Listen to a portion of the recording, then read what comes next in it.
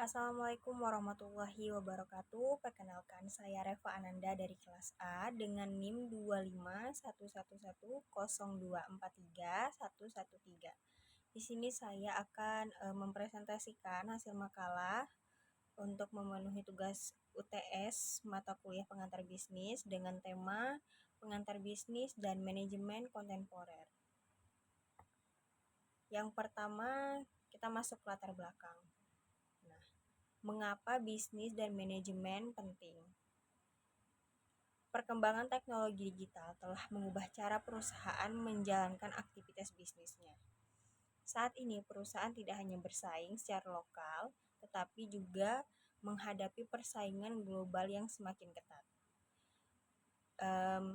Selain itu, tantangannya ada berbagai macam.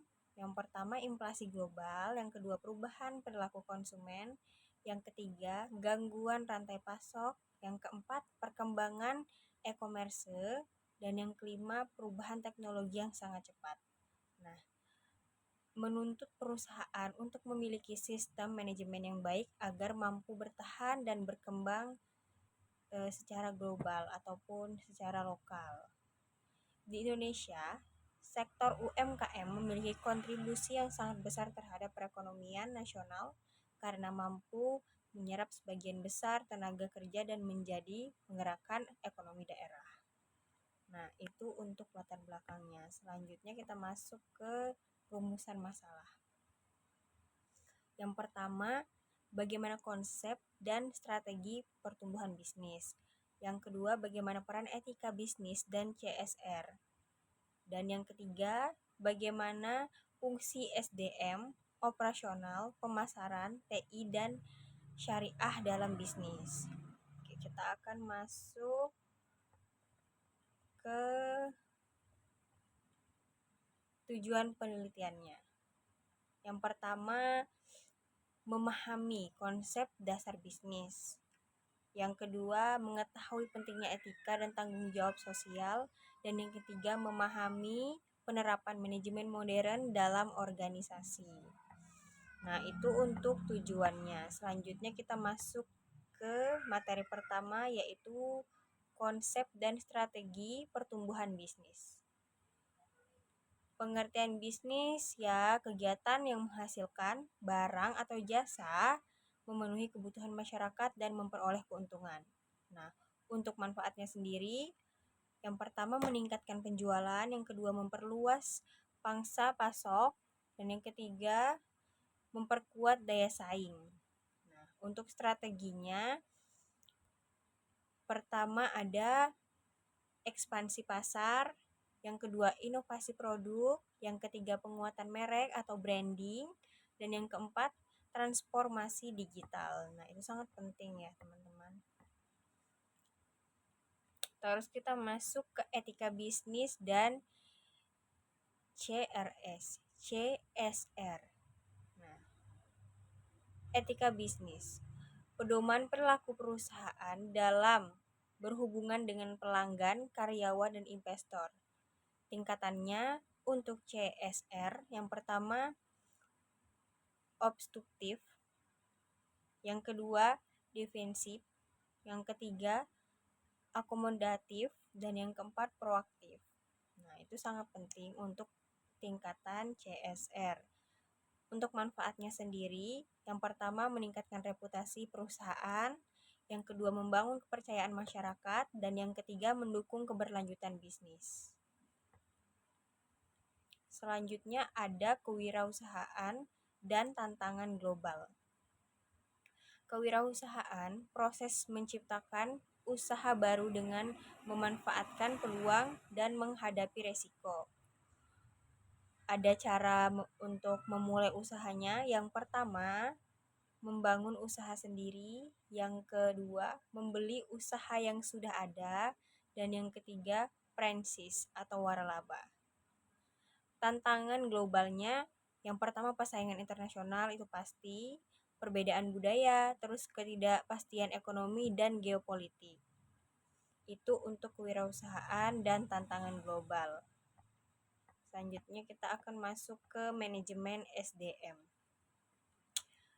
Di sini kita akan menerangkan 3. Yang pertama peran, fungsi, dan tujuannya apa itu MSDM. Mengelola, yang pertama perannya, mengelola tenaga kerja agar mampu memberikan kontribusi terhadap terbaik bagi perusahaan. Dan yang kedua ada fungsi. Yang pertama rekrutmen dan seleksi. Yang kedua pelatihan dan pengembangan. Yang ketiga penilaian kinerja. Dan yang keempat kompensasi dan insentif. Untuk yang tujuannya meningkatkan produktivitas dan kualitas sumber daya manusia. Itu untuk manajemen. Nah, yang selanjutnya ada manajemen operasional. Kenapa operasional? Yang pertama ada fungsinya, yaitu mengubah input menjadi output yang bernilai bagi pelanggan, teknik analisis data. Untuk pendukung efisiensinya, yang pertama ada grafik Gantt, yang kedua diagram PERT, yang ketiga ada total quality management atau TQM, yang keempat ada just in time JIT, dan hasil yang kita harapkan produksi lebih efisien, berkualitas, dan tepat waktu. Nah, itu sangat penting. Selanjutnya ada manajemen pemasaran. Yang pertama ada segmentasi pemasaran yang berisi atau terdiri dari 4. Yang pertama geografis, demografis, fisiografis, dan perilaku. Untuk marketing mix 4P, produktif, price, place, sama promotion. Dan yang ketiga ada tujuannya menciptakan nilai dan menarik minat pelanggan.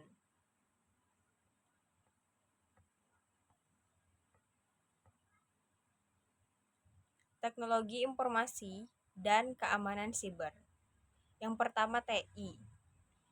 Peran TI mempermudah komunikasi, mengelola data bisnis, dan mendukung pengambilan keputusan. Terus ada keamanan siber. Yang pertama ada firewall, enkripsi, antivirus, dan VPN. Data merupakan aset penting yang harus dilindungi, yang itu untuk TI informasi dan keamanan siber. Nah, yang ini perspektif bisnis syariah. Prinsip dasarnya, bisnis merupakan bagian dari ibadah yang harus dijalankan secara jujur dan adil. Dan larangan dalam bisnis syariah, yang pertama yang pastinya riba, gharar, maisir, dan jalim. Terus implementasinya yang pastinya produknya halal, keuangan transparan, dan pemasaran yang jujur. Sangat penting ya teman-teman untuk kita yang mau berbisnis. Nah, untuk kesimpulan dan saran, yang pertama untuk kesimpulannya bisnis bertujuan untuk menciptakan nilai dan keuntungan. Dan yang kedua, etika, CSR, SDM, pemasaran operasional, dan teknologi saling mendukung keberhasilan bisnis. Dan yang ketiga, prinsip syariah dapat menjadi pedoman bisnis yang berkelanjutan atau yang membuat bisnis semakin maju. Terus untuk sarannya, mempercepat transformasi digital, meningkatkan keamanan siber, mengembangkan inovasi produk, dan memperkuat penerapan etika bisnis dan CSR. Nah, sekian dari saya. Kurang lebihnya saya mohon maaf. Inilah presentasi singkat dari saya, Reva Ananda. Saya akhiri. Wassalamualaikum warahmatullahi wabarakatuh.